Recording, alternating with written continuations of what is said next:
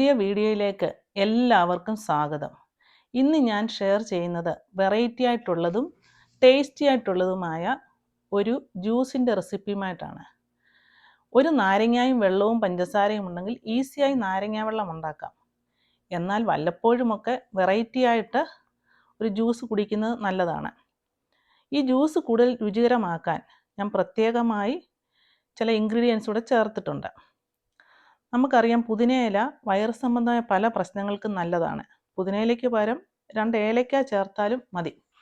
ഒരു മിക്സിയുടെ ബൗളിലേക്ക് പുതിനയിലയും 2 കഷ്ണം ഇഞ്ചിയും ഒരു ചെറിയ പച്ചമുളകും എടുക്കുക.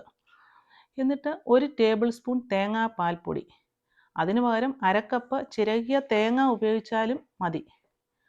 1 ടീസ്പൂൺ പഞ്ചസാര, പഞ്ചസാരയുടെയൊക്കെ അളവ് നിങ്ങളുടെ താല്പര്യം അനുസരിച്ച്, ലേശം ഉപ്പും അതുപോലെ ഇത് അരയ്ക്കാൻ വേണ്ട വെള്ളവും ഒഴിച്ച് നന്നായി അരയ്ക്കുക.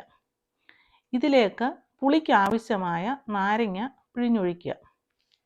നാരങ്ങ പിഴിഞ്ഞൊഴിച്ചതിന് ശേഷം ആവശ്യത്തിന് വെള്ളവും കൂടി ചേർത്ത് മിക്സിയിൽ പൾസ് ചെയ്തെടുക്കുക. എന്നിട്ടിത് മിക്സിയിലെല്ലാം ഒന്ന് പൾസ് ചെയ്തതിന് ശേഷം അരിച്ചെടുക്കുക. എന്നിട്ട് ഐസ് ക്യൂബ് ഇട്ട ഗ്ലാസ്സിലേക്ക് ഈ ജ്യൂസ് ഒഴിച്ച് നമുക്ക് കുടിക്കാം.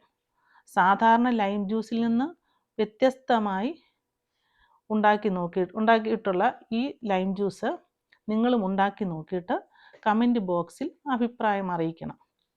ഇങ്ങനെ ഗുണകരവും രുചികരവും എളുപ്പത്തിൽ തയ്യാറാക്കുന്നതുമായ ലൈം ജ്യൂസ് ഇഷ്ടമായെങ്കിൽ ലൈക്ക് ചെയ്യുക, ഷെയർ ചെയ്യുക.